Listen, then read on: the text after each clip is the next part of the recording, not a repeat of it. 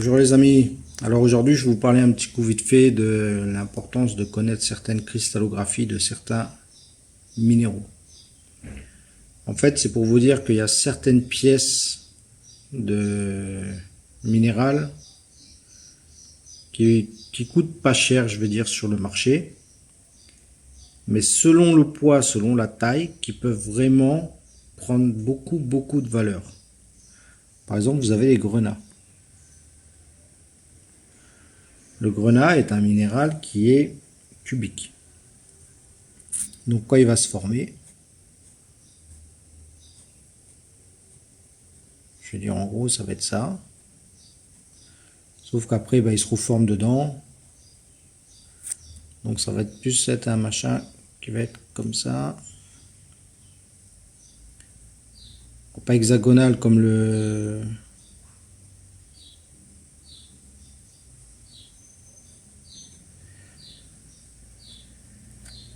Vous voyez, ça va être comme une petite bille, on va dire.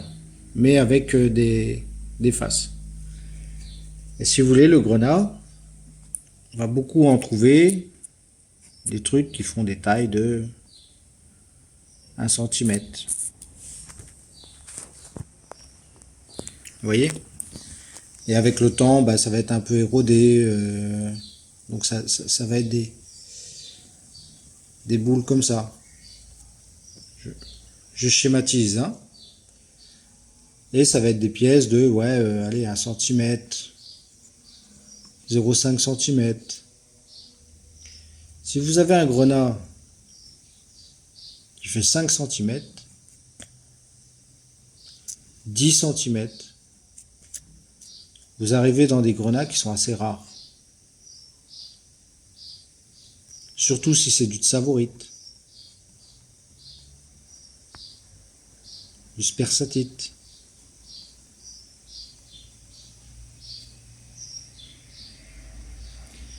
Que vous ayez une cristallisation qui soit transparente, propre,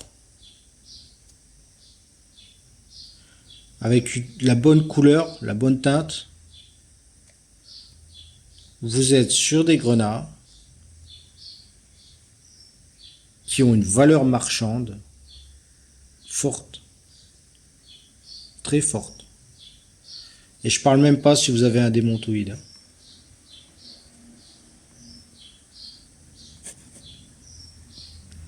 Les démontoïdes, ils se forment, ils sont inférieurs à 1 cm, ils sont plus du 0,5. Vous avez déjà un démontoïde de 2,5 cm. Déjà là, vous êtes sur une pièce assez exceptionnelle. Je parle de la qualité top. Hein.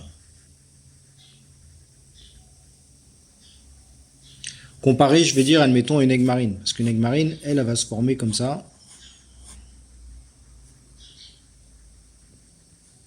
Ou un quartz.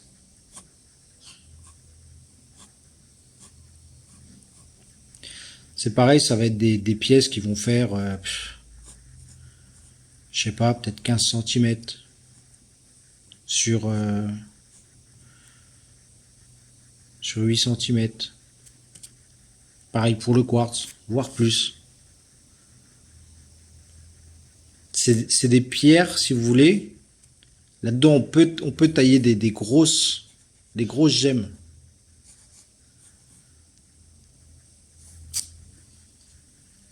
Mais là-dedans,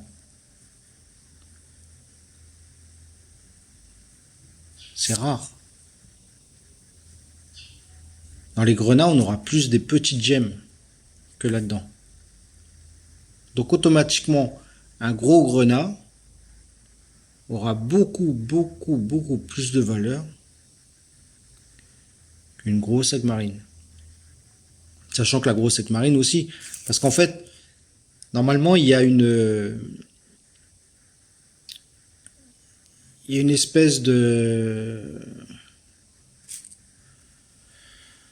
d'accord, je vais dire, qui est non officiel, mais bon, qui est logique, je vais dire. Quand par exemple des mineurs trouvent des gros cristaux comme ça, qui sont clean, qui sont top. logiquement, on ne taille pas un cristal. Un cristal d'aigle marine, de quartz, s'il est bien formé, s'il est top, s'il est nickel, on ne taille pas. C'est ce qu'on appelle des pièces de collection, des pièces de musée. Ça ne se taille pas. Quand on taille, on va tailler, par exemple, qu'on va extraire ça, on va casser, on va créer des cassures, ou il va y avoir des choses qui... On va trouver des morceaux. Ça, on va tailler. Mais un cristal, par exemple, vous achetez une grosse aigle marine de 30 cm de long, bien cristallisé, tout ça. Logiquement, on ne coupe pas un cristal pour le tailler en gemmes. C'est une espèce d'un truc éthique dans la profession, je vais dire. En fait, c'est pour pas perdre, si vous voulez, parce que avant on le faisait. Mais avant, on a remarqué qu'il y a certains cristaux qui auraient eu beaucoup plus de valeur en étant gardés tels qu'ils ont été trouvés que en les taillant. Et suite à ça, pour avoir une trace dans les musées ou les choses comme ça, vraiment les pièces d'exception, les cristaux d'exception, on n'en fait pas des pierres. On ne les taille pas. On va tailler plus des choses qui sont un peu cassées, un peu brutes comme ça. Vous voyez, qui est pas de forme, qui est pas de machin. Ça, on va tailler. Mais un cristal qui est bien taillé, ça, c'est gardé. Soit pour la collection, soit pour les musées, les choses comme ça. Mais on taille pas dessus. On détruit pas, en fait, on va pas détruire un cristal qui est bien formé. Pareil, on a un grenat qui soit spersatite, savorite ou démontoïde, qui est vraiment exceptionnel, admettons, qui fait 5 cm, qui est bien formé, qui a la bonne cristallographie, la bonne couleur, tout ça là. Logiquement, ce cristal-là aura beaucoup plus de valeur en étant gardé tel qu'il est qu'en le taillant. Parce que avoir des cristaux qui sont vraiment bien formés, qui aient une bonne cristallographie, c'est très très très très rare. Donc il y a certains cristaux, s'ils sont vraiment intacts au niveau de leur cristallographie, s'ils sont vraiment top, ils ne seront pas taillés. Et si un jour vous allez dans un pays, vous allez acheter des cristaux, vous tombez sur un cristaux comme ça, admettons, je sais pas, vous vous baladez dans la brousse, vous tombez sur un mineur qui a un cristal comme ça, surtout ne le taillez pas. Avant de tailler un cristal comme ça, faites le tour des musées, faites le tour des collectionneurs. Parce que dites-vous qu'il aura beaucoup plus de valeur en étant gardé tel qu'il est qu'en étant taillé. Dans la gémologie, on va tailler vraiment ce qu'on appelle le brut. Donc des morceaux, des trucs qui ont été cassés, qu'on a extraits, c'est des cristaux qui ont été retrouvés comme ça. Voilà, c'est juste ça que je voulais vous dire. Donc c'était surtout là, cette petite vidéo sur la petite parenthèse là sur la cristallographie, c'était pour vous dire que l'importance de connaître la cristallographie. Il y a certains minéraux qu'on trouvera dans la nature qui seront toujours, on va dire, dans ces dimensions-là.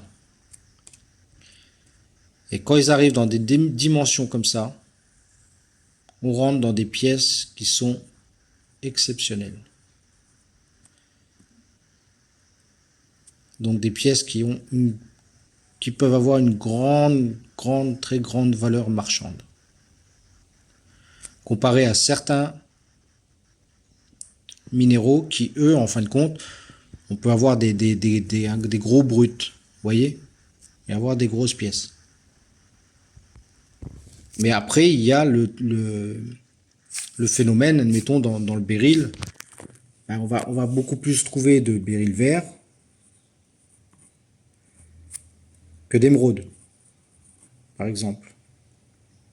Et on va trouver beaucoup plus d'émeraude que de Bixbit. Ça, c'est le rouge, le béryl rouge. Donc, automatiquement, celui-là aura moins de valeur que celui-là.